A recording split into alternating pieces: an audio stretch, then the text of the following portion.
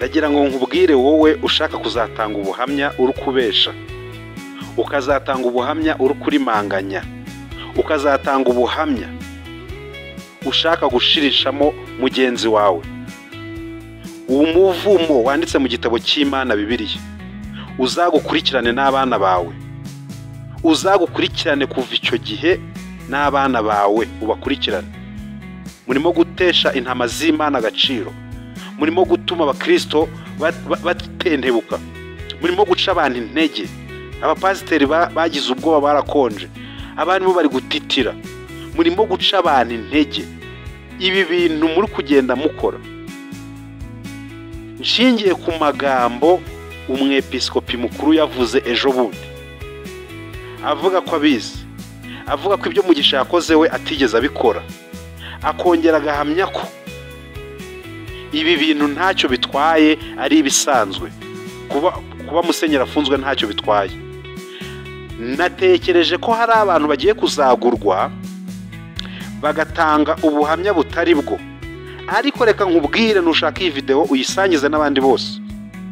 Nuramuka utanze ubuhamya uri kubesha, ugatanga ubuhamya uri kurimanganya, umuvumo wanditse mu gitabo cy'Imana ugenewe indi manganya n'ababeshe n'abariganyije, uzagukurikirane mu izina rya Yesu. Nuko niko bimeze, nta kindi nongeraho. Kandi nutagukurikirana ngo mbibone, nutagukurikirana ngo mbibone, umuvumo nutagukurikirana ngo mbibone, reka ndekeraho. Ibyo ngibyo birahagije. Abadukurikiye bakore subscribe aho hasi. Kuvuga ijambo ry'Imana umuyobozi wawe bari kumugambanira ntabwo biba ari byiza, ntabwo bishoboka. Umuntu wagutojeje akagufasha mu mirimo y'itorero, akakugeza ahantu hakomeye, ukamenya ko bari kumuziza ubusa ibintu by'amatiku, ibintu by'amashari, ibintu by'ihangana, birambabaza cyane. Niyo mpamvu cyakora Imana imbabarire, ariko ntukazishireho umutwaro wo kubeshera umwepiskopi wa diyoseze ya Shyira. Erega aracyariwe, twebwe mu mitima yacu nk'abanyeshira aracyarimo. Usibye ko ntabwo tuzi ikipe yo turi kurwana nayo iyo ariyo, cyo ni icyambere. Bariya abagabo babiri nabo ni intumwa z'iyo kipe, iyo kipe ntabwo turayimenya, niyo mpamvu turi kuvuga. Yagiye kuvuga aravuga ngo muri diyoseze ya Shyira nta cyabaye, nta bidasanzwe, mbese ibirimo biramenyerewe, ntacyo bitwaye.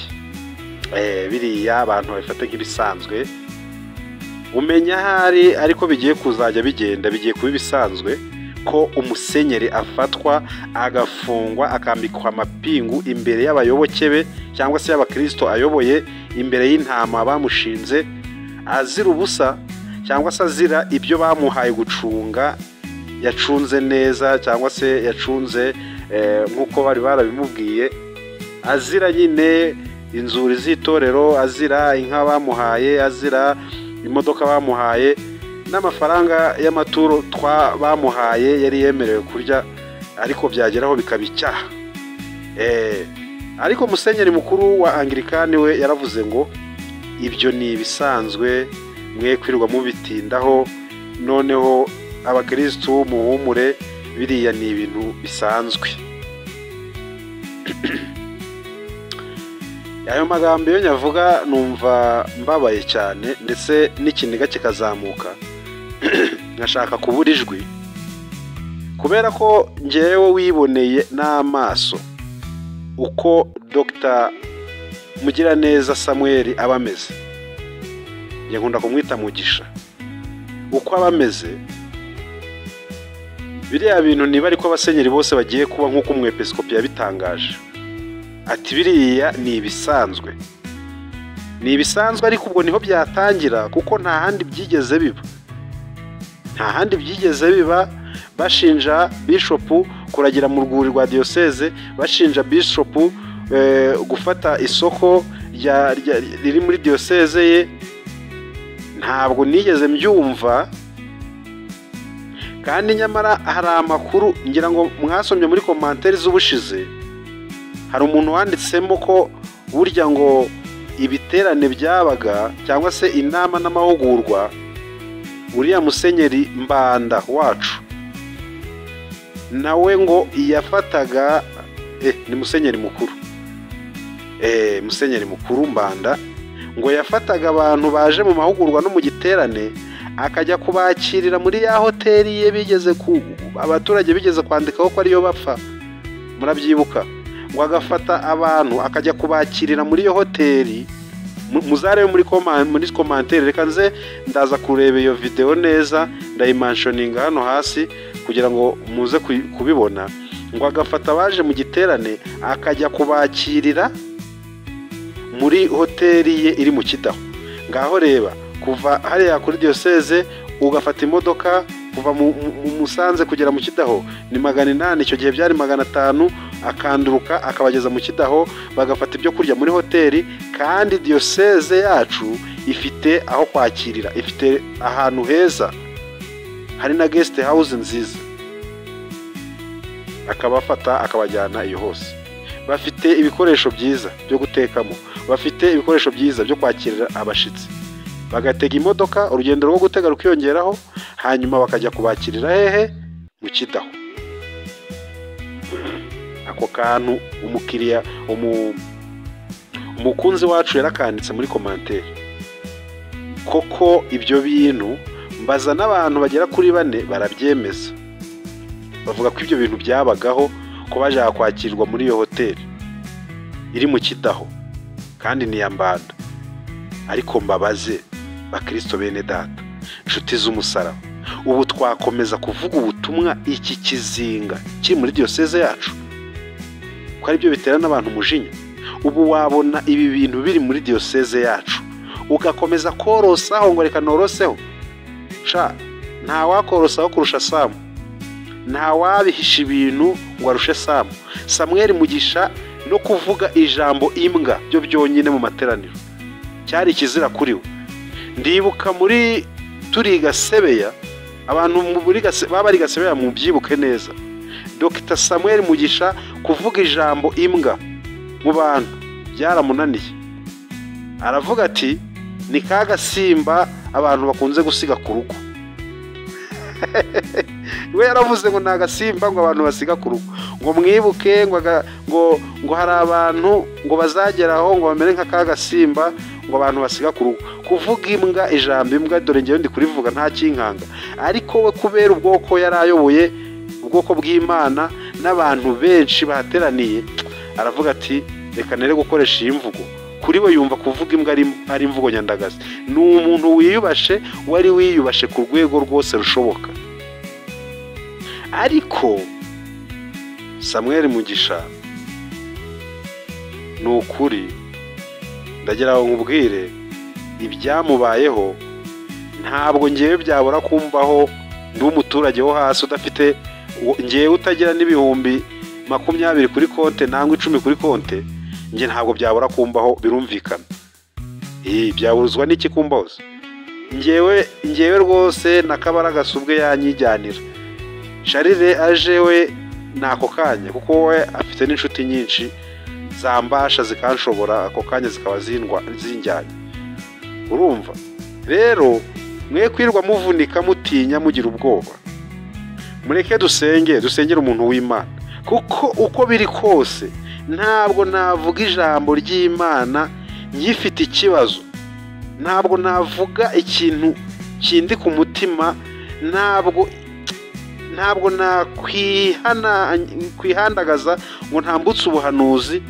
Ndi kumva mu mutima wanjye hari ikintu kirimo cy'akababaro. Ngira ngo n'abaturage benshi tumaze iminsi tuganira, nabonye ko ibintu bya Mugisha Samuel nari nsa nkaho nabishize ku ruhande. Ariko ntabwo ibi bintu ari ibintu bisanzwe. Narabibabwiye, ndababwira nti hashobora kuba hari ibintu bibiri. Ikintu cya mbere gishobora gukekwa, ngewe ariko ningira ukubikeka, nta wabimbwiye, nyine ni ukubikeka. Hashobora kuba hari imbaraga z'umwijima zishaka kuza mu itorero Anglikani Mugisha akaba yarazibujije gukora cyangwa se ngo gukorera muri diyoseze ya Shyira, akaba yarazibangamiye, akaba yaramangamiye amahame atari aya gikristo, yashakaga kwinjira muri Anglikani rwihishwa. Icyo kintu kirashoboka rwose, kuko murabizi abafarisayo n'abanditsi iyo bajaga guhotora cyangwa se guhana cyangwa se kwirukana umuntu wavugaga Yesu neza, bamushinjaga ibinyoma bakamwegezayo, cyangwa bakareba ikintu bamushinja kijyanye n'ibyo yakora. Bati yagandishije abantu, yababwirije Yesu, ababuza gukorera imana zacu n'ibindi, atuka Mose avuga ko ntacyo amaze, ati Yesu ko ari ufite icyo amaze, bagahita babafunga. Nibyo biri kuba kuri Mugisha rero. None se niba diyoseze yaramuhaye urwuri ngo aruragiremo, n'abamubanjije bakaba musenyeri mukuru yahakanya avuga ko atigeze aragira muri urwo rwuri, abatuye Musanze, musenyeri mukuru wacu ntabwo yigeze aragira muri urwo rwuri koko? Ntabwo yigeze agenda mu modoka za diyoseze? Ntabwo yigeze aba mu nzu ya diyoseze? Musenyeri mukuru wacu ntabwo na rimwe yigeze akora ibyo Mugisha ari gukora? None ni ikihe kibazo? Ndabizi ntabwo nkwiriye no gupfundura udushumi tw'inkweto ze, sinkwiriye no kuba muvuga muri aka kanya, ariko bitewe n'uko muri kwigaragaza n'ukuntu muri kwigaragaza mu bukristo bwacu, ntabwo natwe bavuga butumwa dufite icyo kindi twavuga. Wavuga iki? Musenyeri wawe bari kumushinja ubujura kandi ari wowe wagukomeje, ari wowe wakubatije, nta kindi wavuga. Ubwo rero hamwe n'ibindi bintu byose biriho, natwe turicara tugatekereza tukavuga ngo ese ibyo bintu cyangwa se ayo mategeko cyangwa se ayo mabwiriza ese abasha kuturengera? Ibyo bintu biriho birimo kujyaho cyangwa se ibyo bintu bari gushiraho byabasha kuturengera twebwe nka bene diyoseze, bene itorero?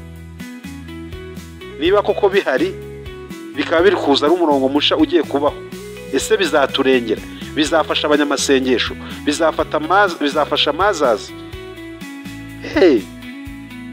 Niba umutegarugori baramugize umuperezida wa mazazi, ngo icyo ni ikibazo gikomeye, bakabirega umuntu ngo yakoresheje itonesha. Ni ukuri ndi kumva ikibazo kiri hano kizaba ingorabahizi. Ahubwo ndibaza impamvu byamaze iki gihe cyose.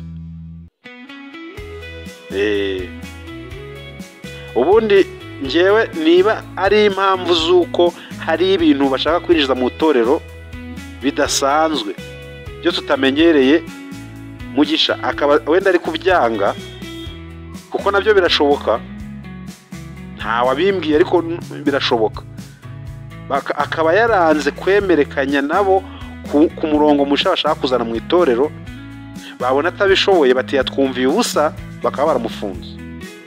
Ikindi akaba ari ku mpamvu za politiki, akaba yarakosheje kuri leta, nabyo birashoboka, bakaba baramudanangiye.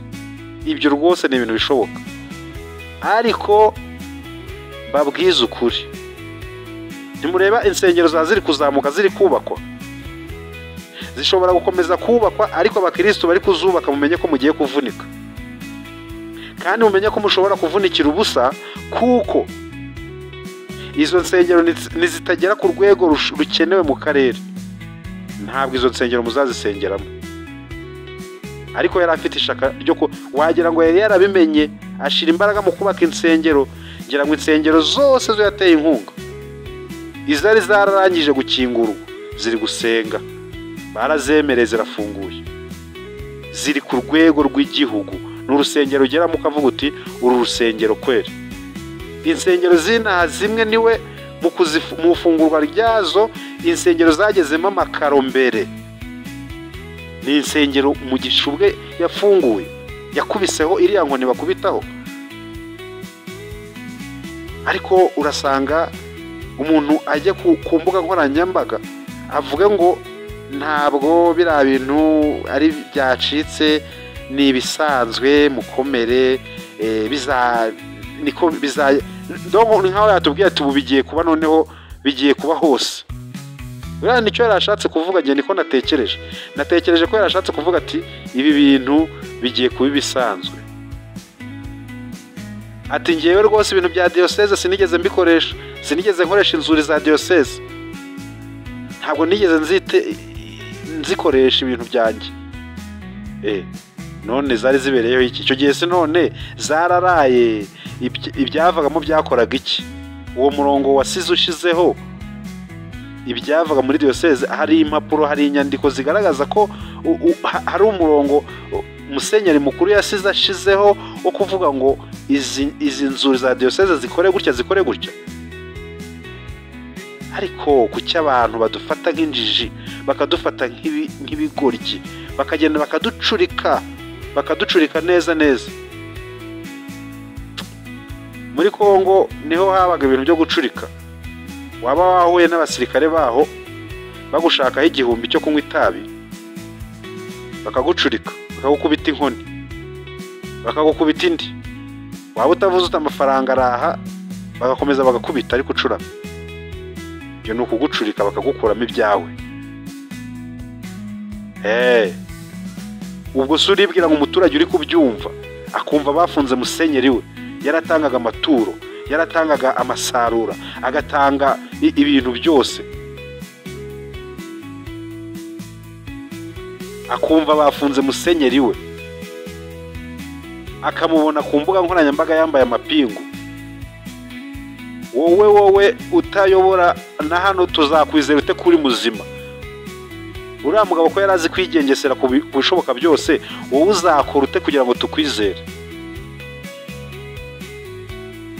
Turi gukorera Imana, turi gukorera itorero, ariko mureke kudushiramo, kutumenamo amazi. Umuriro w'Imana wari ukwaka, insengero zari ziri gufungurwa. Muri diyoseze ya Shira niho hantu hari gufungurwa insengero nyinshi zigezweho, zirimo ama etaje, zijyanye n'icyitegererezo, zifite amabati akomeye, zirimo amakaro. None badusutsemo amazi kwera. Umuturage ari kwikurira 200, 500, kandi ari umuturage ufite ihene ze akazizana mu rusengero ati mureke twubaka urusengero. Ubu se ko mwabimennyemo amazi, insengero zizongera kuva he? Muzasinyisha baki? Ziriya mikoni 1000 muzazisinyisha bande ko ndi kubona muri kubimenamo amazi? Angirikani bayizeraga, bayifataga nk'icyitegererezo, none mubisutsemo amazi ngo nafungwe, ngo ni ibisanzwe, ngo ntacyo bitwaye. Mana yanjye, biriya bintu byambabaje. Cyakora mbere yo kugira icyo mbivugaho, niryo sengesho natambukije ejo bundi, niyo mpamvu nabanjije rya sengesho, ariko narizamuye mfite ikiniga, mfite akababaro, kuko nabonaga ibiri gukorwa bidakwiye. Ntabwo bikwiye. Ni ukuri umukristo w'umwangirikani asenge ari guhamagara Imana irwanya ibi bintu sibyo. Bishobora kumuhama bakamushakira n'andi madosiye y'ibyo atakoze kubera ko atahegereye. Ariko bantu basigaye mu biro, abasigaye mu biro mbabwiza ukuri, abantu basigaye mu biro muri diyoseze, nimuramuka muri manganyije, uwo muvumo namwe uzabagendeho. Umuvumo uzabagendeho wo kuri manganya n'abana banyu n'urubyaro rwanyu. Nimuramuka mudashize ibintu ahagaragara mukarimanganya, uwo muvumo uzabagendeho n'abana banyu, kuko ntabwo ibintu ari byo. Ngenda bivuze, ntabwo ndusha mugisha kwitonda, simurusha kwigengesera. Ikiba kizabe umuvumo uzabagendeho. Niho ndangirije kandi. Keretse niba muri kumva mushobora nimugaragaza icyo yakoze kizima tukimenye. Nayo byo kuvuga ngo yacanye ngo yashaze imodoka ngo mushansiye, ngo yagurishaga amagi, ko mutavuze ko yagagurishaga igiciro kiri hejuru. Nimuvuge ko ibyo bintu mwamufunze mushingiye kuki. Ibyo mumurega numvise biri mu mizi, mu rubanza ruzaboranwa mu mizi. ko nta audite numvise bavuga ko yavuze ko yayagurisha ku giciro kiri hejuru. Ibyo ngibyo bindi murimo ni ibiki?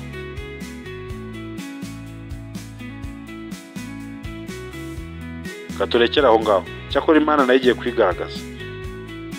Ndagira ngo mbibutse ko Imana igiye kwigaragaza. Imana igiye kwigaragaza. Uku kwezi kwa gatatu niko twari dutegereje. None dore kurarangiye. Ntacyo mukoze. Ariko Imana igiye kwigaragaza. Imana igiye kwigaragaza.